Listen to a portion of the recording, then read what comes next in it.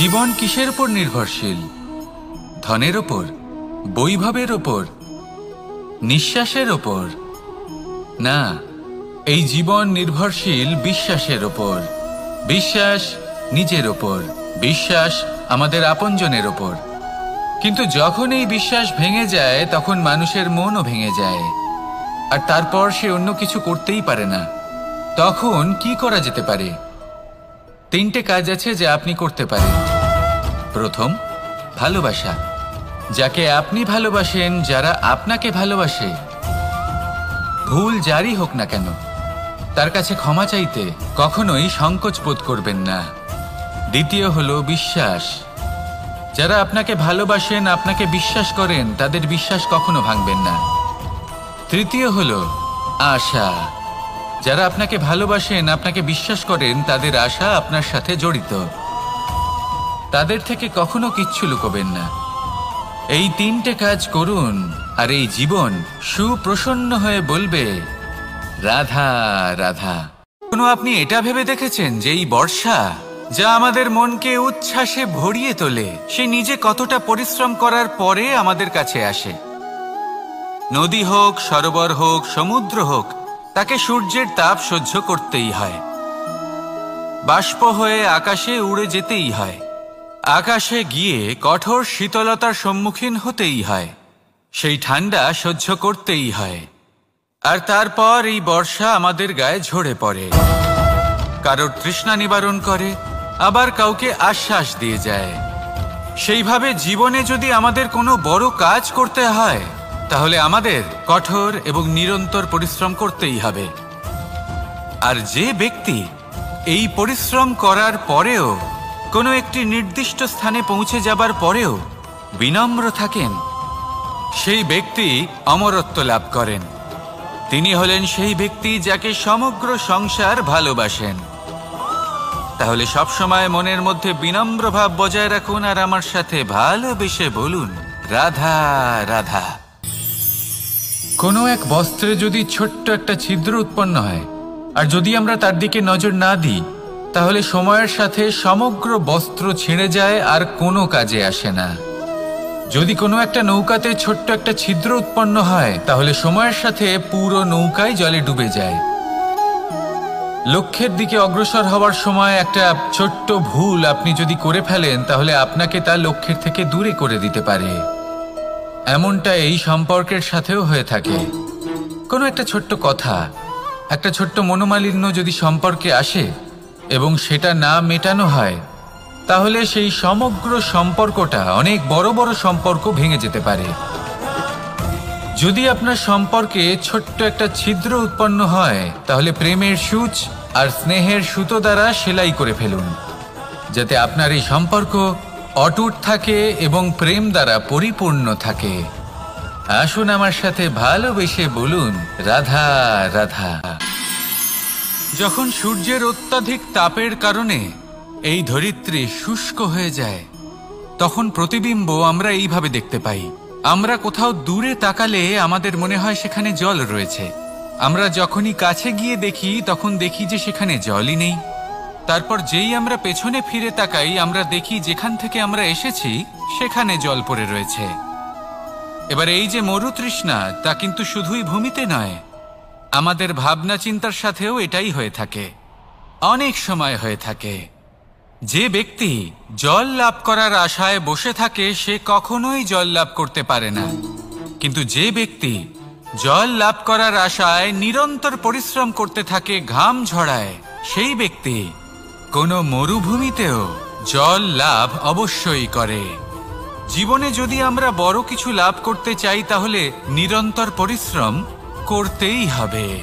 পরিশ্রমের এই মনোভাব অত্যন্ত গুরুত্বপূর্ণ। এই মনোভাব আর দৃষ্টিভঙ্গি, এ হলো অন্তরের গুণ। রূপ এবং প্রসাধন, এগুলি হলো বাহ্যিক আবরণ। যে ব্যক্তি রূপের কারণে আপনাকে ভালোবাসে, তা প্রকৃত ভালোবাসা নয়। কিন্তু যে ব্যক্তি আপনার আবেগ এবং মানসিকতার জন্য আপনাকে ভালোবাসে, তাই হলো প্রকৃত ভালোবাসা।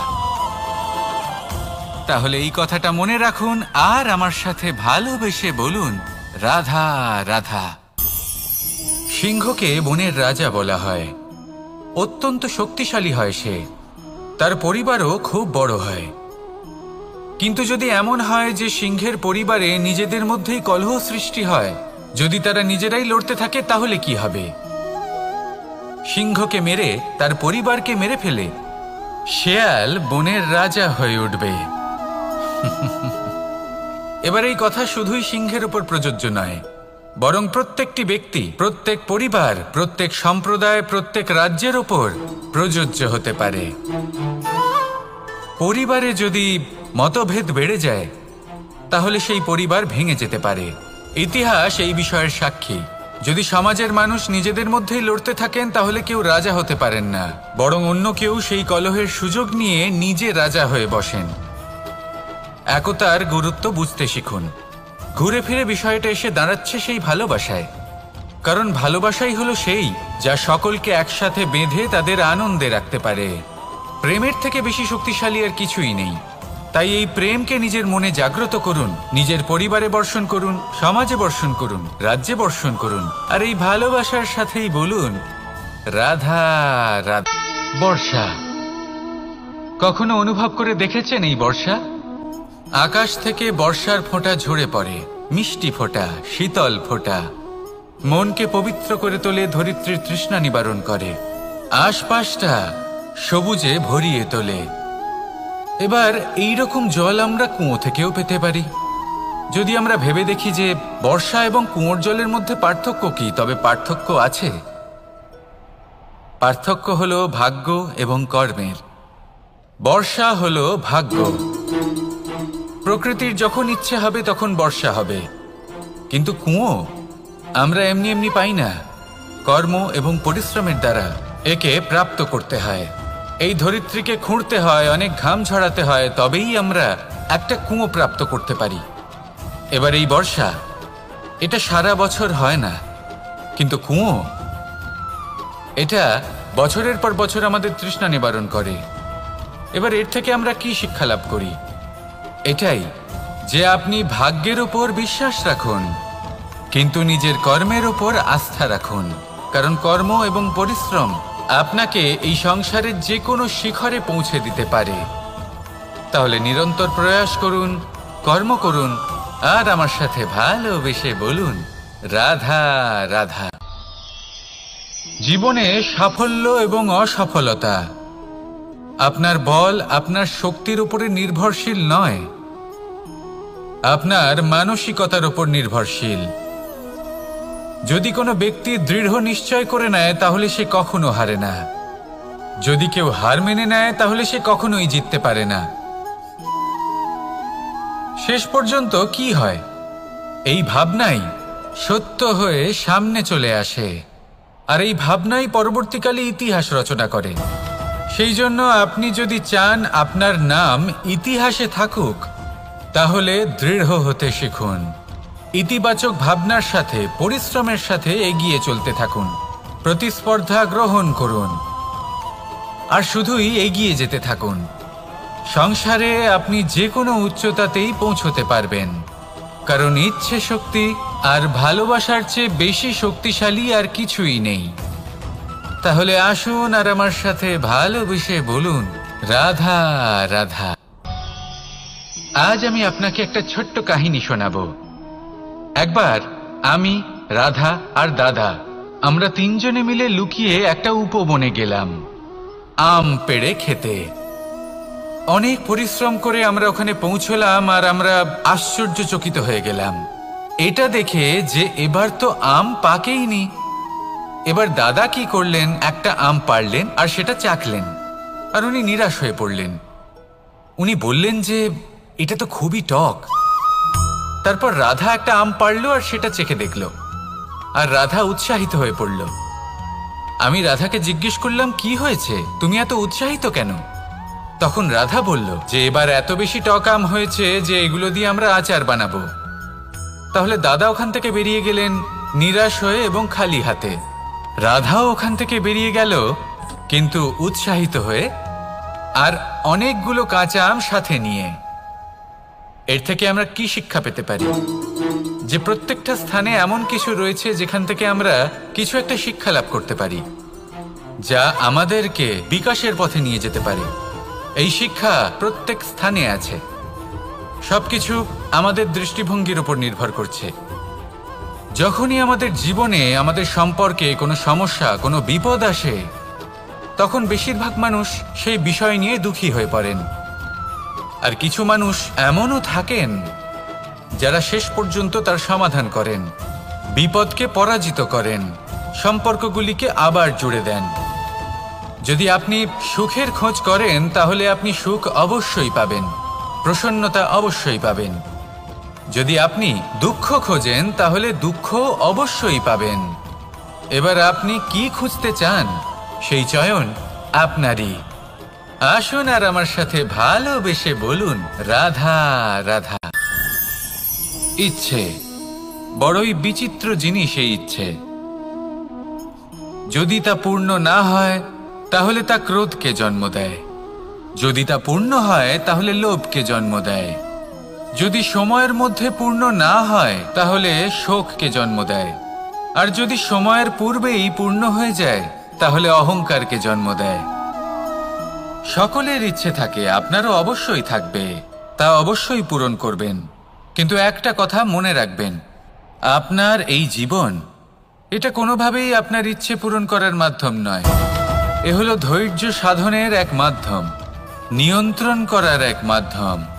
নিয়ন্ত্রণ নিজের কামনার ওপর, নিজের ইচ্ছের ওপর, নিজের আবেগের ওপর। কারণ ইচ্ছে এটা হলো সেই অশ্বের মতো যা একবার লাগাম ছাড়া হয়ে গেলে, আপনার হাত থেকে যদি এই লাগাম বেরিয়ে যায় তাহলে তা আপনাকে সোজা বিনাশের পথে নিয়ে যেতে পারে। কিন্তু যদি আপনি একে নিয়ন্ত্রণ করতে পারেন তাহলে এটা আপনাকে সাফল্যের শিখরে অবশ্যই পৌঁছে দিতে পারে। তাহলে ইচ্ছেগুলিকে নিয়ন্ত্রণ করুন আর আমার সাথে ভালোবেসে বলুন, রাধা রাধা। আমরা আনন্দ লাভের জন্য ভালোবাসি মা বাবাকে, ভাই বোনকে, পরিবার পরিজনকে, বন্ধুকে, প্রেমিকাকে। আমরা চাই যে সকলে যেন আপন হয়ে থাকেন, আমাদের কাছে থাকেন। কিন্তু মানুষের একটা প্রবৃত্তি আছে যে তিনি যা লাভ করে ফেলেন তার মূল্য তিনি বুঝতেই পারেন না। যদি আপনার বাড়ির কাছে একটা মিষ্টি জলের সরোবর থাকে বা সুন্দর নদী থাকে, তাহলে জলের গুরুত্বটা কি আপনি তা বুঝতেই পারবেন না। সেইখানে আপনি যদি কোনো একটা মরুভূমিতে যান, আপনি অনুভব করতে পারবেন যে এক একটা ফোঁটা জলের কি গুরুত্ব, তার মূল্য কি।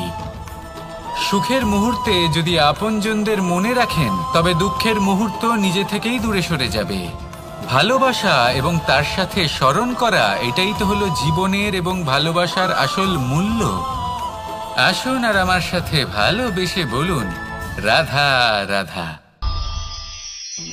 একটা জলের ফোঁটাকে ফোঁটা নামে সম্বোধন করা হয়। অনেক ফোঁটা একত্রিত হলে সাগরের রূপ ধারণ করে। শুধু একটা পাতাকে পাতা বলা হয়, অন্য অনেক পাতার সাথে একত্রিত হলে তা গ্রন্থের রূপ ধারণ করে। একটা মাত্র সুতো অন্য সুতোর সাথে মিলিত হলে বস্ত্রের রূপ ধারণ করে। অনেক সংখ্যক ইট একত্রিত হলে মহলের রূপ ধারণ করে।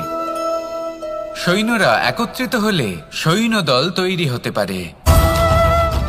এটা হলো শক্তি সংগঠনের, এটাই হলো শক্তি একতার। তা সে বনস্পতি হোক বা কোনো ব্যক্তিই হোক, কোনো মনোভাবই হোক, যদি একা থাকে তাহলে দুর্বল হয়ে পড়বে। যদি সংগঠিত থাকে তাহলে শক্তিও বাড়বে আর আপনাকে সামনে এগিয়েও নিয়ে যাবে।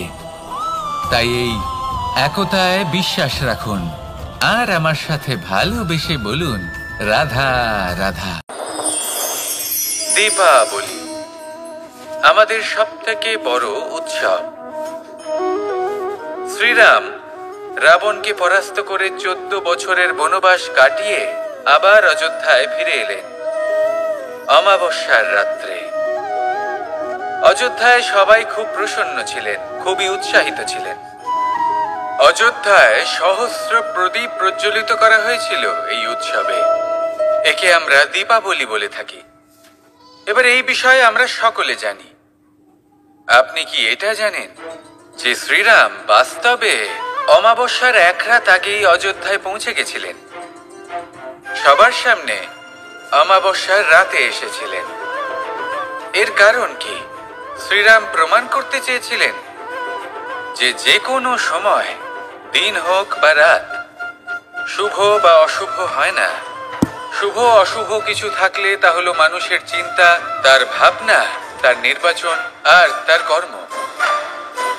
নিজেই দেখে নিন, শ্রীরাম শুভ কাজ করে ফিরেছিলেন এবং অমাবস্যার মতো গভীর এক রাত্রিকেও দীপাবলিতে পরিবর্তিত করেছিলেন। এমনটাই যদি আমরা করতে পারি, তাহলে এমন কোনো গৃহে যান যেখানে অসহায় ব্যক্তি রয়েছেন, যা অন্ধকারাচ্ছন্ন, আর সেখানে প্রকাশ প্রজ্বলিত করুন। প্রকাশ সহায়তার, প্রেরণার, আশার। যদি এমন কিছু আমরা করতে পারি, তাহলে তাকে প্রকৃত অর্থে দীপাবলি বলা যেতে পারে। তাহলে নিজের পরিবারের সাথে দীপাবলি পালন করুন। আপনাদের শুভেচ্ছা জানাই। আসুন আর আমার সাথে ভালোবেসে বলুন, রাধা রাধা। ব্যাপারটা